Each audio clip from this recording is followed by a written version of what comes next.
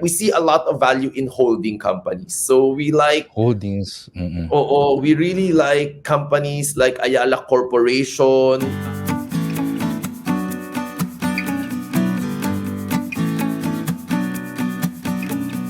So welcome everyone dito sa ating pre-recorded video sa ating Ready to Be Rich channel. But also this will be uploaded as a podcast episode sa ating The 80% podcast. And for today, we have a very special guest. Of course, si Chase Yap of 2Trade Asia. Hello Chase, kamusta? Hi Fitz, thank you so much for having us, for having me. And we love what you do, and it's so great to see you. Thank you. Sa mga nanonood at mga nakikinig sa atin, no? Sino ba to si Mr. Chase Yap? Can you introduce yourself to our listeners and viewers? Sige, thank you. Hi, so my name is Chase Yap. I am a stockbroker here in 2Trade Asia, the first stockbroker in the Philippines. Originally, I was born in Davao, so Bisaya ako, but now I work here in Manila. We've been in the brokerage business under Yap Securities, is our parent company, for 50 years now. Actually, we're celebrating our 50th anniversary ngayong this year. So I mainly handle our operations. I make sure that all of our trades tally at the end of the day para hindi kami, kasi we do need to pay PSE. I also overlook the research team to make sure that everything is in line, and I also make sure that I'm updated myself. And then lastly, of course, the customer service side. That's that's one of the main driver namin, because we understand that it's people's money, pera ng mga tao, and so it's very sensitive. It's so hard to, pagka wala kang makausap, tapos pera, syempre, paminsan nakakakaba. So we understand that, and that's something that we really focus on. So you can reach us 7 days a week. We've made it 7 days a week because we understand some people have work and they're not able to check their investments. So you can reach us 7 days a week, not 24 hours, but 7 days a week. Somebody should answer you on social media or even email. You mentioned na nasa research team ka rin. You also have your role there. And recently, naglabas kayo ng inyong market review and outlook. And I hope we can talk about this. Particularly, ang title nyo nung annual outlook report nyo is Hunt for Bargains. So, bakit Hunt for Bargains ang 2024? So if you notice, a lot of the, of course, we picked certain sectors that we feel will outperform for 2024. Pero yung mga companies within that sector, ang mapapansin natin talaga if we go through the outlook is that yung bargains, it's due to valuation. Aside from the story of the sector, we think is quite bright. The valuation is even parang around na pandemic levels yung valuations natin right now. So that's why that's the title, Hunt for Bargains.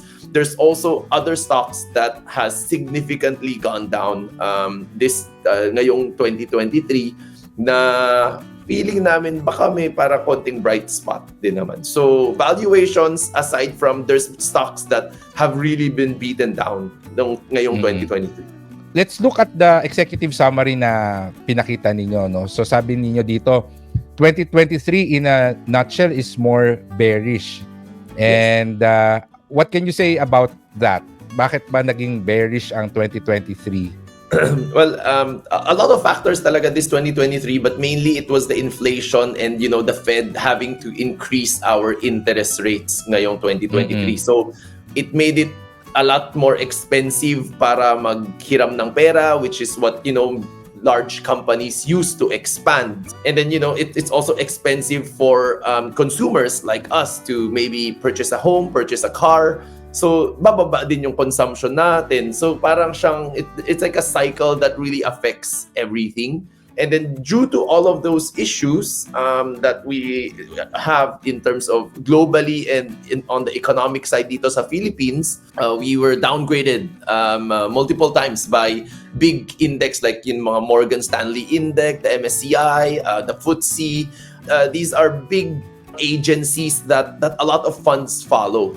So yeah, there's it's a cycle also. So that's why the Bears really won the 2023 battle. So we think that the pandemic itself hindi na masyado. We think that mobility was one of the key issues, and people are traveling again, or at least traffic na ulit masyado, di ba? So we don't think that the pandemic is the main issue anymore. However, yung things that led to the parang what we came out from the pandemic. So there was a lot of cheap money during the pandemic. That's why ngayon we're trying to rein in yung inflation natin. Hindi lang cheap money, tapos maraming governments pa namigay mismo ng money. Like even in the US, Yes. I heard they were giving out, I'm not sure, but I heard they were giving out like $3,000 every month. Yes. For people. Yes, as much as that, no? Grabe. So there was really a big so what we are experiencing now was also somewhat caused by the pandemic. Let's go to the 2024 PSEI target, no? So, Okay. ang best case scenario nyo is 7,400. So, ang usual na tinatanong kasi sa akin is, sir, ano po bang mangyayari sa stock market ng 2024? Akit ba siya? Sideways ba siya? Or bababa siya? So, what does your team see happening sa stock market in 2024? So we usually provide that parang bracket, different But what yung best namin is the comfort zone namin, which is at 7,000, between 7,000 to 7,300. So we think that we are gonna go back to yung high nung 2020. I believe sometime this year, the first part of this year, like January, February, we were quite strong because we were still in that recovery mode. And so I definitely think 7,000 to 7,300 is where we are comfortable. And with that being said, yung assumption namin there is that by second half of next year, may simula na siguro ang cut ng interest rates. 1 or 2 cuts starting ng second half of 2024. So that one we think will lead to the 7,000 to 7,300 case. And lastly, sa mga industry picks ninyo, no, you said na mga magagandang sectors for 2024 are yung property, banking, power, gaming, and holdings. But if you're going to pick just one, ano ba yung sa tingin mo yung pinakamaganda ang potential dito sa 5 ito? Hirap pa, Mahirap just ba? one. All right. But I think yung so far yung mga good valuations na nakikita namin are it used to be in properties. So just like maybe 3 months ago, it was the property sector. Like Ayala Land was still trading around 25, 26 pesos during that time. Ngayon 33 na eh. So because of the interest rate na expectations, there's nag-total 180. But we really we see a lot of value in holding companies. So we like holdings. We really like companies like Ayala Corporation that has a very nice wide-ranging exposure when it comes to a steady income in Globe Telecom. A strong, because nandyan din yung banking na topic din namin. So, they have BPI. They just acquired Robinsons, and that comes with a digital banking license. And I think, they're headed towards a good direction. They also have Ayala Land, which is, the premier name when it comes to property. And of course, they also have an up-and-coming Ayala Energy, which is committed to 100% renewable energy. And if you just mix all of that together, for me, it's a great mix of steady income from things like Globe in a mature market. You have Ayala Land, who can really take advantage of the possible rate cuts that's gonna happen. And then you have AC Energy, which has just an amazing story when it comes to the growth that we can see. So another one is GT Capital. So GT Capital just recently, because nag-delist na si Metro Pacific, So now Yes. the only way to invest in Metro Pacific is through GT Capital. I think GT Capital owns about 20 something percent of it. So what's in there naman is Meralco. You also have, na mention natin, mobility is now back to pre-pandemic levels. So, they have a very strong toll roads. They own NLEX and SLEX. NLEX and SLEX. I mean, that's, if ever you want to leave Metro Manila, those are the two you automatically have to use. Yes. And then GT Capital also is the owner of Toyota as well as Metrobank, diba? So I think it's a nice mix of infrastructure with a bit of banking and steady. Even automobile, we think, will benefit from a lower interest rate environment. And of course, how can we forget SM? SM naman talaga is, like, SM is SM. SM is Nothing else. everywhere. The largest, most valuable company in the Philippines. So I don't think you will go wrong with SM. They're dominant in the retail space, dominant in the banking space. I mean, who doesn't have a video account? Totoo lang. So and sometimes those types of market leader really deserves a premium, or at least sila yung pinaka-strongest when economies do start to recover. Itong pinapakita natin, it's from the annual outlook report ng 2Trade Asia. And hindi natin i-discuss lahat yung nandun sa report. And kung interested sila na i-check yung buong report, of course, they have to be part of the 2Trade Asia family. And they can, the first step would probably be to attend a free stock market seminar. And they can do that at bit.ly/2tradeasia. They can just go to the link. They'll go to my website wherein they can see the link to sign up for an account with 2Trade Asia, and also sign up for the free stock market account. Yeah. But if you want to do your research, you can go to 2tradeasia.com and learn more about the company. Can you tell us a few words kung ano ba nangyari sa index noong 2023, and ano yung sa tingin mo mangyayari sa 2024? Because I know a lot of people who are just investing sa mga index funds or buying FM ETF because ang hirap din kasi mag-stock pick. So lalo na yung mga beginners, they prefer index funds and yung FM ETF, no, particularly. So yes. Yeah. So in terms of the, we have 20 losers sa index, and we have some strong winners. Like for example, Bloomberry, they're back to yung casino revenue nila is almost back to pre-pandemic levels na, and hindi pa nila nakuha lahat ng mga VIP players nila. So there's still some room to grow there. Plus, they're opening up their Quezon City. And so we see a lot of nice story when it comes to Bloomberry. So very selected stocks yung mga umakyat, and same goes with GT Capital. Again, BDO being the market leader. And Meralco, usually naman in times of weak, yung mga defensives ang mga malakas . So Meralco has been able to maintain their cash dividend.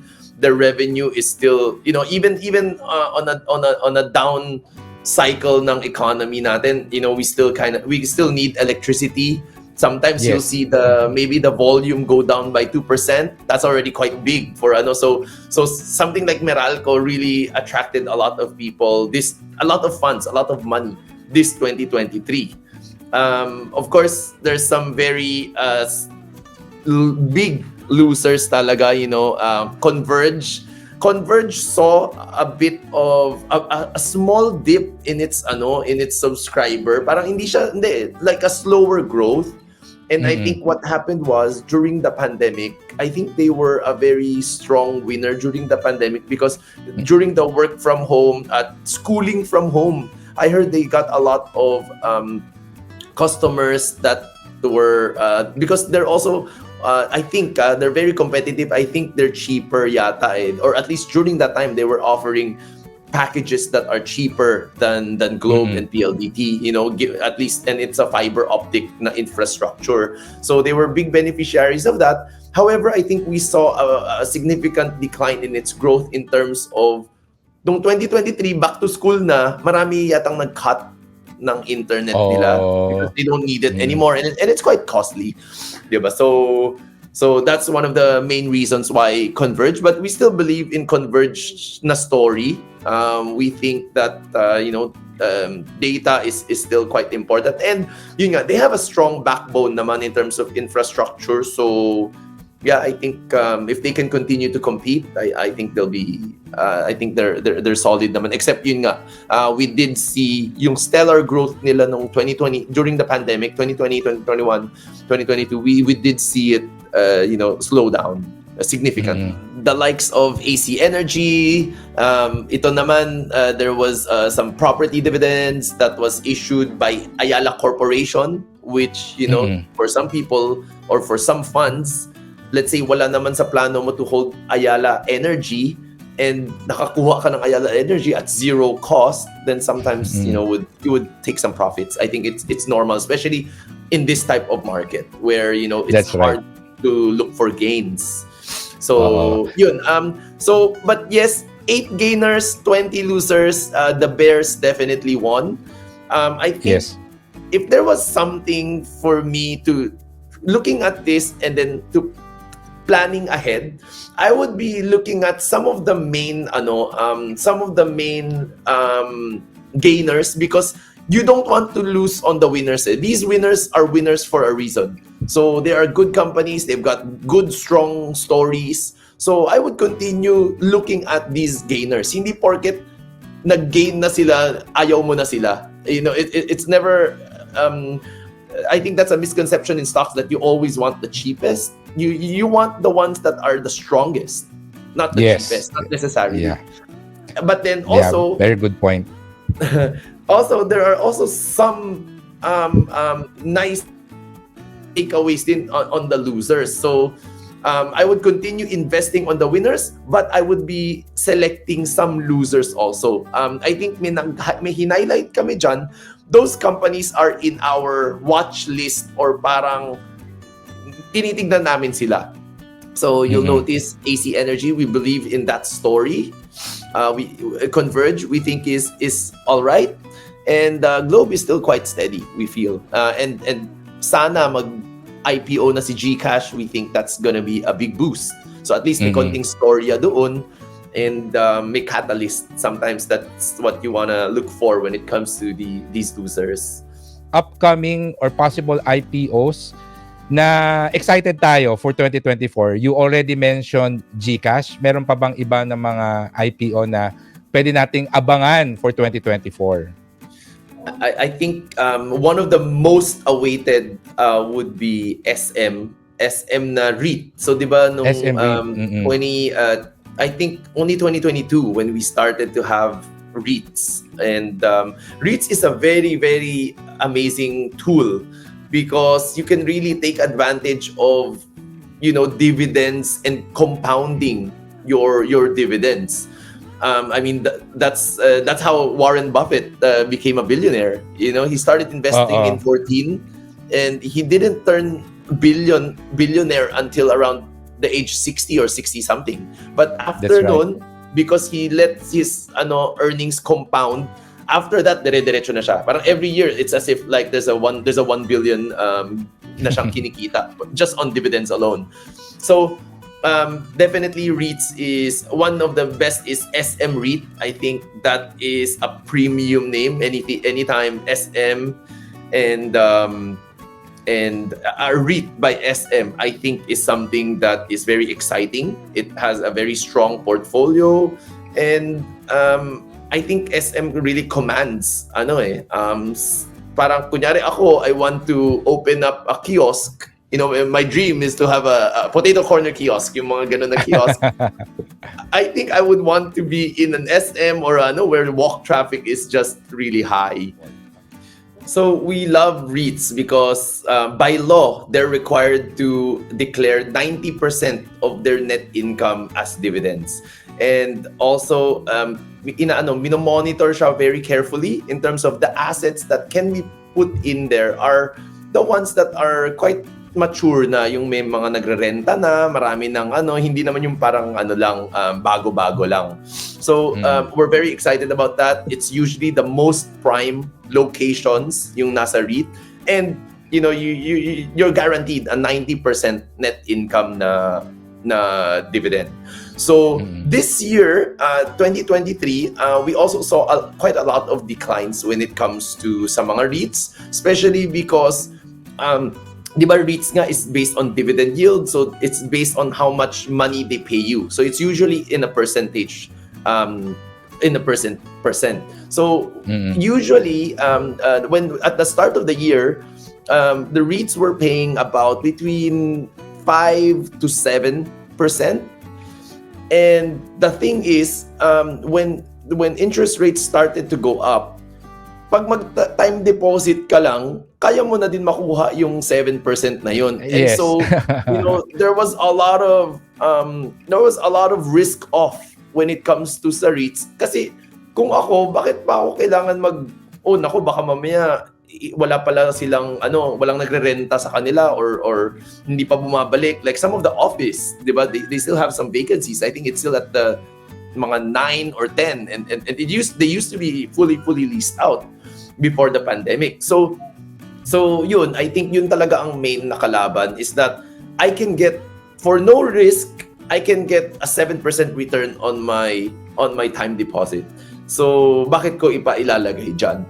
And during that process ng 2023, medyo bumaba din na yung mga presyo nitong mga REITs. And now we are seeing some of them at about 8%, 8.5% na, because bumaba na din yung presyo. So for 2024, we think that the current yield ng mga REIT is very attractive.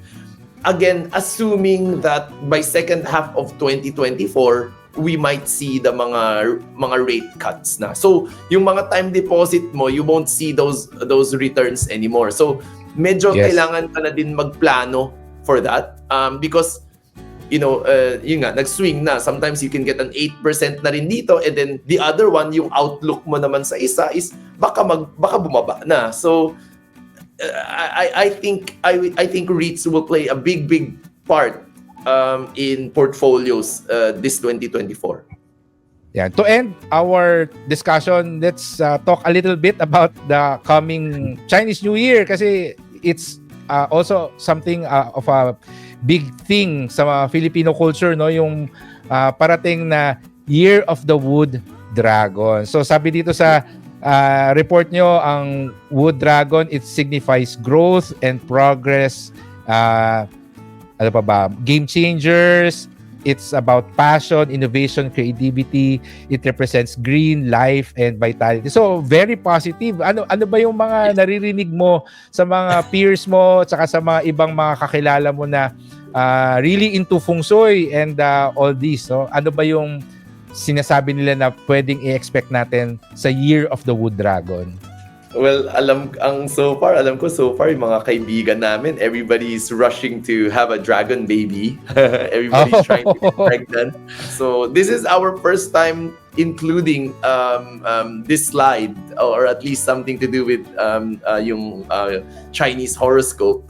But it's really because there's so many people asking. I think you're right. So many people asking, or at least wanting to start a business, because nga it's wood dragon na, it's something to do with energy, fire, it's wood dragon, with the fire. So na wala naman tong guarantee, but sinasabi dito sa inyong report na sa Year of the Dragon, some of the sector stars is technology, AI, robotics, green energy, digital assets like crypto, gaming, water, tourism, agriculture, fashion, media, entertainment, and mining. So particularly gold and nickel. And in my case, I would probably have a watch list of these sectors. So, hindi naman ibig sabihin sinabi ito yung maganda, mag-invest ka kagad. So we have to be also realistic.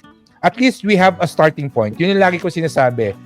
There's nothing wrong with listening or reading about yung mga outlook, may it be from an economist, from a stock analyst, or from a feng shui expert. But at the end of the day, lahat itong mga outlook na to, it's a guide, no? It's not a order, no? It's not a command na dito ko mag-invest.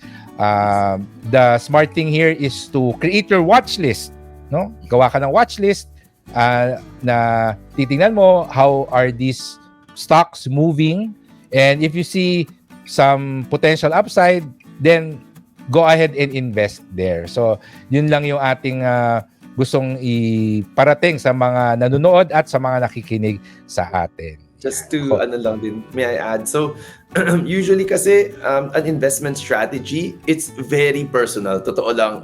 That's why the way that I explained some of mine too, it has to be based on your beliefs, your assumptions, but also kung saan ka komportable. Kasi kung hindi ka komportable, either magmamadali ka parang, konting profit lang, ayoko na dyan, or like, or sometimes, you cannot handle the volatility if it's not something that you really believe in or that you're comfortable with. So I think that's very important. Each strategy is their own. It has to be the ones that you believe in. You maybe, you know the story, you believe in that story going forward. So yun, it's quite personal. It's quite personal. Maraming salamat, Chase, sa mga shinare mo, and also for taking the time out to do this recording. If people are interested with 2Trade Asia, how can they sign up? Where can they learn more about the company? And also, ano ba yung mga current projects na ginagawa ng 2Trade Asia ngayon? Sige. Thank you for this opportunity, Fitz, and thank you so much, everybody that's going to be watching. Hopefully, we can help. So, here at the Trade Asia, you can open an account for free. Just visit www.tradeasia.com, and it only takes 15 minutes to do so. It's like opening a bank account. We are also SEC registered, AMLA regulated. So also, we're happy to announce that we're currently doing a testing phase as required by SEC inside the Maya app. So if you are actually a customer of Maya already, then you can do the application process even shorter. It just takes 5 minutes na lang because you've already submitted your ID. So yung mga tatanungin na lang namin as required by AMLA would be, what's your investment experience, those type of things. So please, if you already have a Maya, our platform is free there. Just click on the stocks na button, and then you get to choose. You choose 2Trade Asia, and then nandun ka na.